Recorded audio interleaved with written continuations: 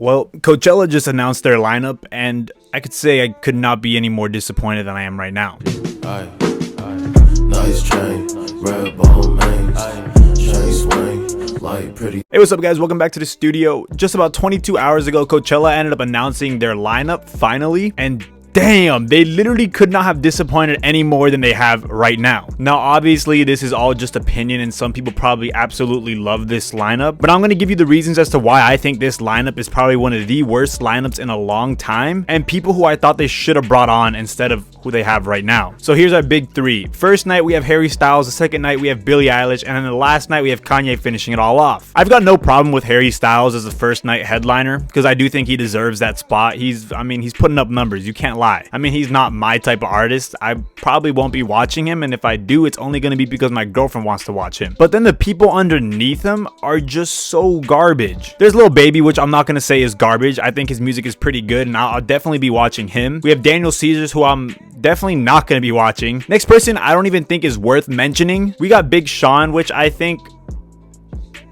Who listens to Big Sean anymore? Grupo Firme, which I think is actually pretty cool. I'm not sure if I'm gonna be checking him out, but like I said, I think it's pretty cool. I'm not upset about that. Next up, we have Louis the Child, who I genuinely have never heard of, and more than likely will not be watching him either. Lastly, we got Baby Keem, who I think is an absolutely solid person. I'm definitely gonna be checking him out. With his most recent music that he's been dropping, it's just been very good, and without a doubt, if you don't know who Baby Keem is, look him up, listen to some of his music, go watch him at this next event. And immediately after Baby Keem, I'm gonna admit it completely just falls off. I don't think there's anybody underneath here really that's got me excited to check them out. I could honestly say that I know nobody underneath Baby Keem except for Cordae. Now, if you guys are kind of getting the hint, obviously I'm more into rap, but I'll keep an open mind and I'll listen to new music. But right now, this lineup just seems so whack for the first night, but maybe it gets better the second night. I'm straight lying. It gets even worse the second night. Billie Eilish, I do not believe deserves to be a headliner. I think her and Harry Styles have pretty similar type of music, which sucks because I feel like Coachella is just really lacking any type of diversity right now in the music that they're picking. The people performing underneath Billie Eilish ended up being Megan Thee Stallion, 21 Savage, Brockhampton, Isaiah Rashad, and Rich Brian. I'm also pretty down to go check out Freddie Gibbs as well on this list right here. I guess what annoys me the most about this year is, like I said, it lacks any type of diversity. First night, we end up having City Girls. Second night, we have Megan Thee Stallion, and then the third night, I think we have Doja Cat, which they have literally all made music together. So essentially, you're going to be listening to the exact same songs every single night. And like I said before as well, Billie Eilish and Harry Styles, I would kind of bunch them together as well with the type of music that they've made. They're both pop, they're both just kind of singers, you know what I'm saying? And then finally, we get down to the third night with Kanye. I'm pretty hyped about that. I'm not the biggest Kanye fan, but I'll definitely check him out if I get the chance. And like I said, after that is Doja, but then immediately after Doja, there's Joji, and after that, I really don't know any of these artists after them. I mean, we have JID or Jid, whatever you want to call him. He's all right, but I don't think he's something that I'm gonna die if I miss him. And then without a doubt, probably one of the artists that I'm most excited to watch at this entire festival is gonna have to be Denzel Curry. I know Denzel Curry isn't that big of an artist or somebody to be tripping about that heavily,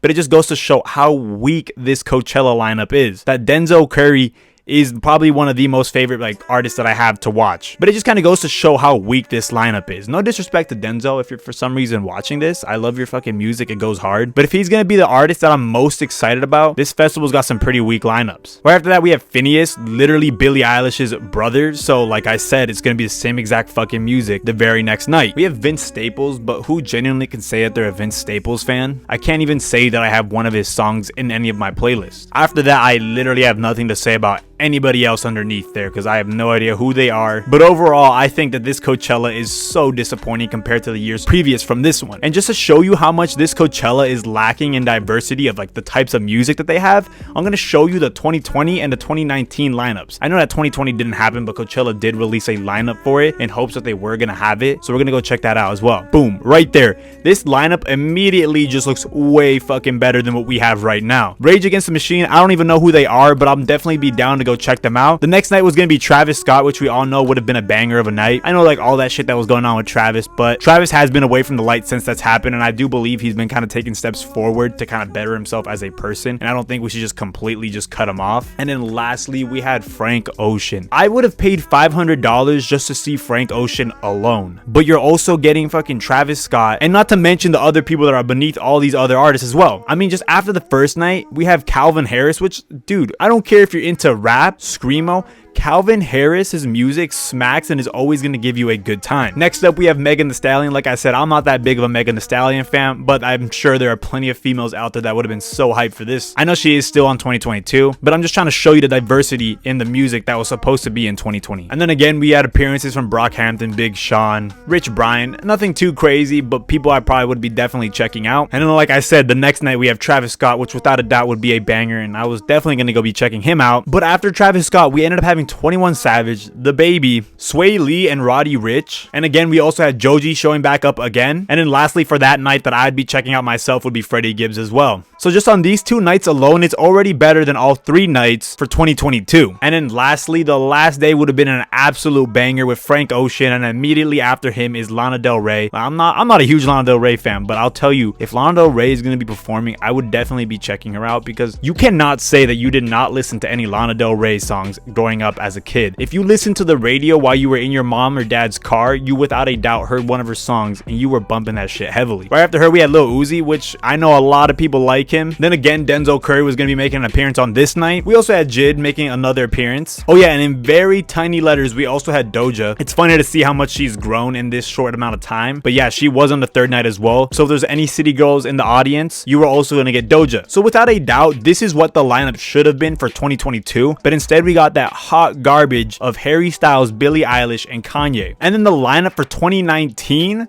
was Childish Gambino, Tame Impala, and Ariana Grande. Like I'm saying, the diversity of each night, you can see it. There's Childish Gambino. If you like rap, if you like music like how Tame Impala makes, there you go. And if you liked Ariana Grande, boom, last night. With Childish Gambino, we had Diplo, Anderson .Paak, Juice WRLD, and Jaden Smith. All very, very solid people to be underneath the headliners. And then performing underneath Tame Impala would be Kid Cudi, Billie Eilish, J Balvin, and Wiz Khalifa. Like I'm saying, I don't think Billie Eilish deserves to be a headliner. I think she should be underneath everybody else, because her music is a lot like Harry Styles and everybody else on 2022. And then on the final night, we had Ariana Grande, which I don't care if you listen to her music or not. You can't deny the fact that Ariana Grande's music is pretty solid. You guys remember that song that she made with Mac Miller? I doubt she'd be performing that song at this festival, but I mean, she's made bangers, all right? Underneath her, we had Khalid, which I think is a pretty solid artist to have as an underneath. Immediately after him, we ended up having Bad Bunny, which would have smacked. Honestly, he could have been a headliner. We got YG and then Playboi Carti right after that. And then the only other 2 artists that I think I'd be really excited about would be SOB and Pusha T. Like I said, I obviously have a little bit of favoritism towards rap, but I would have no problem listening to Ariana Grande, Tame Impala, or anything like that. Overall, compared to 2020 and 2019, 2022 looks like hot garbage. I really do hope that Coachella ends up switching up their lineup. I highly doubt they will, but if they do, I think they should take Billie Eilish off as a headliner. I think she needs to be underneath somebody else. Travis Scott would be pretty cool. Like I said, Bad Bunny would also be fucking awesome to have him as a headliner as well. Maybe they could have thrown Billie Eilish underneath Harry Styles, because I think that their music is very similar, and same with her fucking brother Phineas. And I mean, also at this point, I guess you could have even thrown on Doja as a headliner. I don't know, that could probably start some controversy, but she has been putting up the numbers, and I honestly think that I would probably listen to Doja more than I would Billie Eilish. Am I still gonna go to this concert? Yes, I am. Am I disappointed in the lineup? Words cannot describe how disappointed I am in it, but I'll still be attending. I'm sure the festival will be fun for the festival itself, less for the artist. The part that sucks the most for me is that the only artist on here that I'm genuinely excited to see for this lineup of this year would probably have to be Denzel Curry. But let me know who you guys most excited for. I know a lot of girls are gonna be saying Harry Styles, which rightfully so. This dude does make good music. But let me know who else are you guys excited for. And I guess tell me your honest thoughts on this lineup. Are you guys excited for this lineup? Do you guys think this lineup was solid, or are you guys kind of siding with me? And until the next video, guys,